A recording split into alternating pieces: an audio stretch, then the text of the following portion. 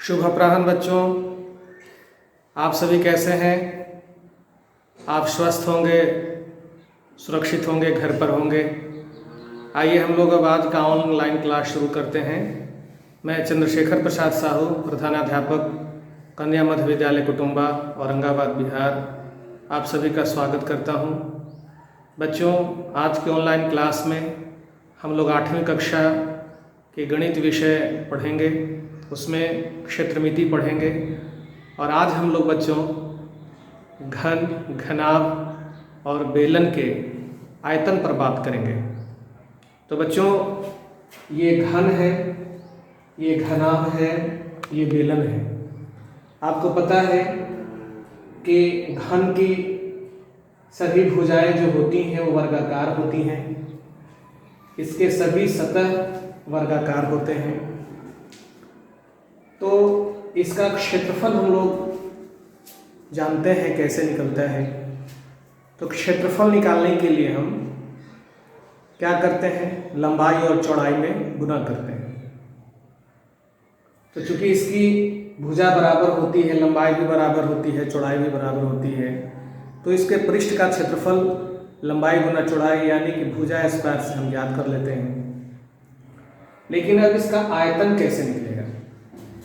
इसी तरह से यह भी घनाभ है, इसमें लंबाई है, चौड़ाई है और ऊंचाई है। इसके भी किसी एक पृष्ठ का क्षेत्रफल लंबाई गुना चौड़ाई से निकाल लेते हैं, किसी का चौड़ाई गुना ऊंचाई से निकालते हैं, किसी का ऊंचाई गुना लंबाई से निकालते हैं। ये बेलन है। बेलन के वक्र पृष्ठ का क्षेत्रफल भी हम निकालते हैं 2πr/h। तो बच्चों, अभी तक हम लोग क्षेत्रफल के बारे में चर्चा किए थे। आज हम लोग चर्चा करेंगे आयतन के बारे में। तो बच्चों, जितने भी त्रिविमीय आकृतियां होती हैं उनका आयतन निकाला जा सकता है। तो ये घन, घनाभ और बेलन त्रिविमीय आकृतियां हैं। तो इसका आयतन हम कैसे निकालेंगे? तो इनका आयतन हम आधार का क्षेत्रफल गुना ऊंचाई से ज्ञात करते हैं। जितने भी आकृतियां हैं इसका भी आयतन निकालने के लिए इसके जो आधार का क्षेत्रफल होगा और उसकी ऊंचाई होगी, तो आधार के क्षेत्रफल में ऊंचाई से गुना करने पर इसका आयतन ज्ञात होगा।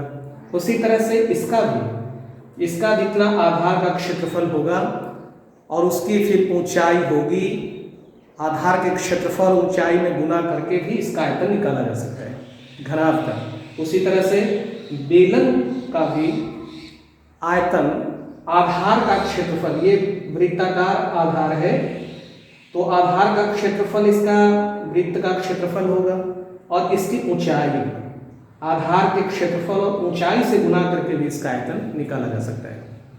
तो ऐसी आकृतियों का आयतन निकालने के लिए आधार के क्षेत्रफल में से ऊंचाई से गुना किया जाता है, तो इसका आयतन निकल जाता है। तो इसका आधार का क्षेत्रफल क्या होगा? घन का। तो घन का जो आधार का क्षेत्रफल होगा भुजा स्क्वायर होगा। ऐसे तो लंबाई गुना चौड़ाई इसका होगा, लेकिन चूंकि भुजा बराबर है तो लंबाई गुना चौड़ाई एक ही माप की है, तो भुजा स्क्वायर। तो इसके आधार का क्षेत्रफल भुजा स्क्वायर है और इसको ऊंचाई कितनी? ऊंचाई भी बराबर ही है, क्योंकि सभी भुजाएं बराबर होती हैं।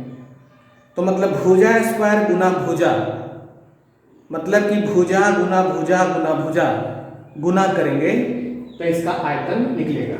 तो घन के आयतन, घन का आयतन निकालने के लिए आधार में ऊंचाई, आधार के क्षेत्रफल में से गुना करेंगे ऊंचाई का, तो आधार का क्षेत्रफल क्या? भुजा गुना भुजा, और ऊंचाई कितनी? ऊंचाई भी भुजा। मतलब कि घन का आयतन भुजा क्यूब, भुजा का घन, भुजा का पावर 3 से हम घन का आयतन निकालेंगे। उसी तरह से घनाभ का आयतन,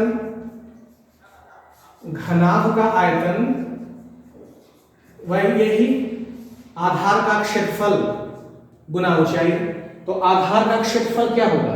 ये लंबाई है, ये लंबाई है, ये चौड़ाई है, ये चौड़ाई है। तो आधार का क्षेत्रफल लंबाई गुना चौड़ाई से निकलेगा, लंबाई गुना चौड़ाई। और आयतन कैसे निकलेगा? तो आयतन निकालने के लिए आधार के क्षेत्रफल में से ऊंचाई से गुना करेंगे, तो ऊंचाई से गुना कर देंगे। तो आधार का क्षेत्रफल हुआ लंबाई गुना चौड़ाई, और ऊंचाई से जब गुना कर देंगे तो इसका आयतन निकलेगा। तो घनाभ का आयतन हम लंबाई गुना चौड़ाई गुना ऊंचाई से ज्ञात कर लेते हैं।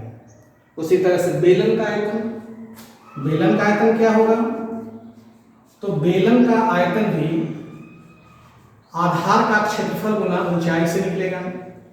तो इसका आधार क्या है? ये आधार है वृत्ताकार। तो वृत्त के क्षेत्रफल का सूत्र क्या होता है? पाई आर स्क्वायर, पाई गुना त्रिज्या स्क्वायर। तो मान लिया कि इसका आर है त्रिज्या और ऊंचाई h है, तो इसके आधार का क्षेत्रफल क्या होगा? वृत्त का स्क्वायर यानी कि वृत्त का क्षेत्रफल यानी कि पाई आर स्क्वायर और गुना ऊंचाई, ऊंचाई कितनी? h।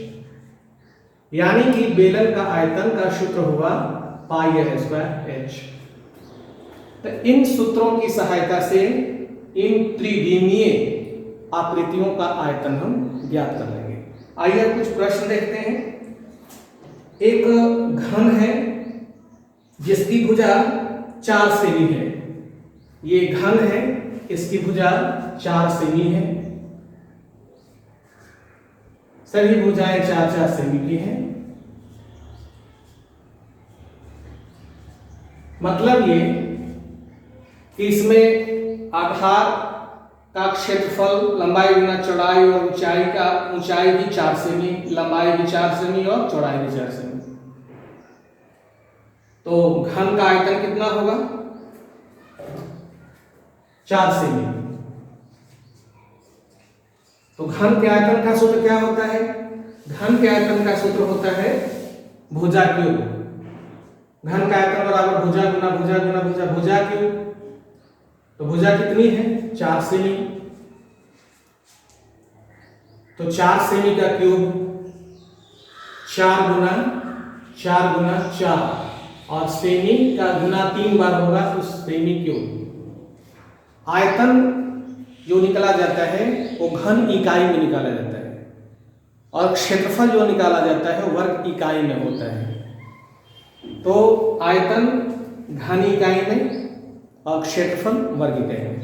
तो यहाँ इकाई सेमी है, तो सेमी क्यूब। तो 4 गुना 4 कितना हुआ? 64 सेमी क्यूब, 64 घन सेमी घन का आयतन हुआ। इस तरह से निकालेंगे। अब घनाभ का हम देख लें। मान लिया कि घनाभ का जो है 8 सेमी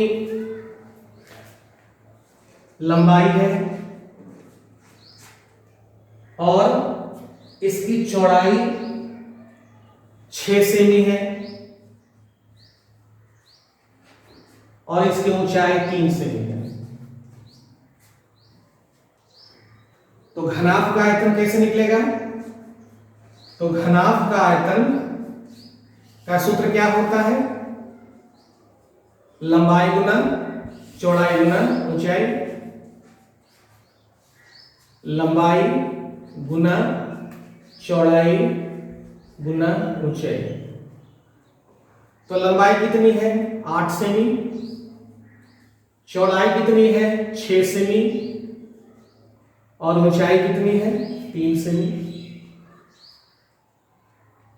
तो कितना हुआ? गुना कर दीजिए। 8 में 6 से गुना करेंगे 48, और 48 में 3 से गुना कीजिए, कितना आएगा? 3 8 24 की 4 दाएं 2, 3 4 के 12 2 14, 144 किसमें? घन सेमी, सेमी क्यूब में। तो इस तरह से हम घनाभ का आयतन निकालेंगे। यदि बेलन का आयतन निकालना है तो बेलन के आयतन निकालने के लिए आवश्यकता होगी आधार के क्षेत्रफल की और ऊंचाई की। आधार के क्षेत्रफल के लिए त्रिज्या की जरूरत होगी और ऊंचाई की जरूरत होगी जब आयतन निकालेंगे। तो माना कि r जो है यानी कि आधार की त्रिज्या बेलन के आधार की त्रिज्या 14 सेमी और ऊंचाई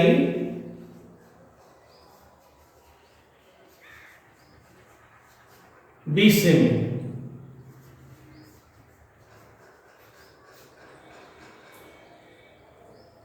तो आयतन ज्ञात करना है। इसका बेलन के आयतन का सूत्र क्या होता है? बेलन के आयतन का सूत्र क्या होगा? पाई आर स्क्वायर एच, आधार का क्षेत्रफल गुना ऊंचाई, पाई गुना त्रिज्या स्क्वायर गुना ऊंचाई। तो पाई का मान 22/60 होता है। आर कितना है? 14 स्क्वायर। और एच कितना है? एच है 20 गुना 20। अब इसका हल करेंगे तो 22/7 गुना 14 गुना 14 गुना 20, और सभी सेमी है तो सेमी क्यूब घन सेमी। तो 7 से इकट्ठा कितने बार में? 14, 2 बार में। अब गुना में क्या आ गया? 22 गुना 2 गुना 14 गुना 20 सेमी क्यूब। गुना कर दीजिए। गुना करने पर कितना आएगा? 22 में 2 से गुना करेंगे 44, और 14 में 20 से गुना करेंगे 280। 14 में 20 से गुना किए तो 280, और 22 में 2 से गुना किए 44। गुना कर दीजिए। 4 8 32 के 2 दहाई 3, 4 दूनी 8 3 11। जोड़िए 0 2 2 1 3 1 1 2। कितना आ गया? 12,320। 12,320 घन सेमी इसका आयतन। तो इस तरह से हम बेलन का आयतन, आधार की त्रिज्या और बेलन की ऊंचाई की सहायता से हम ज्ञात करेंगे। तो अब बच्चों एक और हम प्रश्न पर चर्चा करते हैं कि एक ऐसे घनाभ का आयतन 60 घन मीटर है और आधार का क्षेत्रफल 20 वर्ग मीटर है, तो उसकी ऊंचाई ज्ञात करिए। आइए एक सवाल हम देखते हैं। घनाभ का आयतन दिया हुआ है। घनाभ का आयतन कितना दिया हुआ है? घनाभ का आयतन दिया हुआ है 60 घन मीटर। घनाभ का आयतन दिया हुआ है कितना? 60 घन मीटर। और आधार का क्षेत्रफल दिया गया है। इसका घनाभ के आधार का क्षेत्रफल दिया हुआ है, वह क्षेत्रफल है 20 वर्ग मीटर। 20 वर्ग मीटर, 20 मीटर स्क्वायर। क्या ज्ञात करना है? ऊंचाई ज्ञात करनी है। ऊंचाई ज्ञात करनी है। तो हम लोग अभी चर्चा किए थे कि घनाभ का आयतन या घन का आयतन या बेलन के आयतन के लिए आधार के क्षेत्रफल में ऊंचाई से गुना करते हैं। तो यहाँ आधार का क्षेत्रफल दिया हुआ है 20 मीटर और आयतन दिया हुआ है, ऊंचाई दिया हुआ है। तो आयतन बराबर क्या होगा? आधार का क्षेत्रफल गुना ऊंचाई। तो ऊंचाई बराबर क्या होगा? ऊंचाई बराबर होगा आयतन बटा क्षेत्रफल। तो किस सूत्र से निकालेंगे? ऊंचाई बराबर क्या होगा? ऊंचाई बराबर होगा आयतन। किसका आयतन?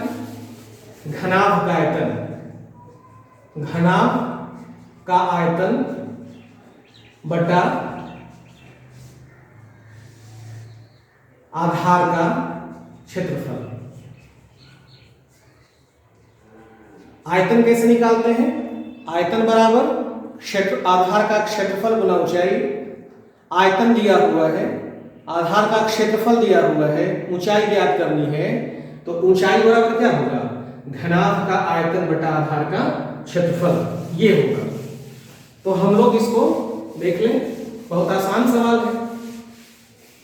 तो घनाभ का आयतन हुआ 60 घन मीटर और आधार का क्षेत्रफल कितना, 20 मीटर स्क्वायर। 20 से 60 कितने बार विभाजित होगा, 3 बार, तो 3 मीटर, यही आंसर हो। तो घनाभ का की ऊंचाई 3 मीटर होगा। तो बच्चों इस तरह से हम अगर आधार का क्षेत्रफल आयतन दिया हुआ रहेगा तो हम ऊंचाई ज्ञात करेंगे, या आयतन दिया हुआ है और ऊंचाई भी दी हुई है तो हम क्षेत्रफल निकालेंगे। तो इस तरह से हम आधार के क्षेत्रफल और ऊंचाई में गुना करके उसका आयतन ज्ञात करते हैं।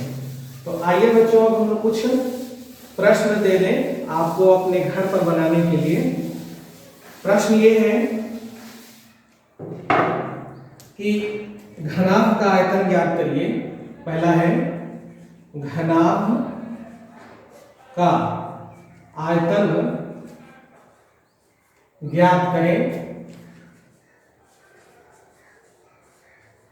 जब उसके आधार का क्षेत्रफल, उसके आधार का क्षेत्रफल 24 मीटर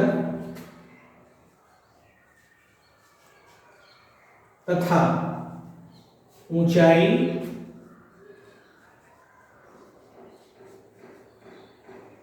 30 मीटर हो। निकालना है कि घनाभ का आयतन ज्ञात करना है जब उसके आधार का क्षेत्रफल 24 मीटर है और ऊंचाई 3 मीटर है। तो घनाभ का आयतन कैसे निकालेंगे, लंबाई गुना चौड़ाई गुना ऊंचाई। तो लंबाई गुना चौड़ाई यहाँ दिया हुआ है 24 मीटर, यानी कि आधार का क्षेत्रफल दिया हुआ है। तो घनाभ का आयतन बराबर आधार का क्षेत्रफल गुना ऊंचाई। आधार का क्षेत्रफल 24 मीटर गुना ऊंचाई 3 मीटर, 24 गुना 3, ये करके हम इसका आयतन ज्ञात कर लेंगे। दूसरा प्रश्न है घन का आयतन ज्ञात करिए। घन का आयतन ज्ञात कीजिए। ज्ञात कीजिए जिसकी भुजा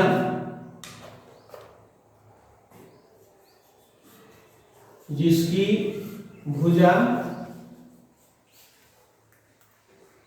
1.5 मीटर है। घन का आयतन ज्ञात करना है जिसकी भुजा 1.5 मीटर है। तो घन का आयतन बराबर क्या, भुजा क्यूब, यानी कि 1.5 मीटर के पावर 3 करके हम इसका आयतन ज्ञात कर लेंगे। तो बच्चों आज का ऑनलाइन क्लास इतना ही। आज हम लोगों ने घन, घनाभ और बेलन के आयतन के सूत्रों पर चर्चा किया। सूत्र का इस्तेमाल हम कैसे करेंगे इस पर बात की। तो बच्चों आज का ऑनलाइन क्लास इतना ही। आपको जो 2 प्रश्न मिले हुए हैं उनको आप उत्तर बना करके हम लोग का जो व्हाट्सएप ग्रुप बना हुआ है आप उसमें पोस्ट कर देंगे। तो बच्चों आज बस इतना ही। आप सभी को बहुत धन्यवाद, बहुत शुभकामनाएं।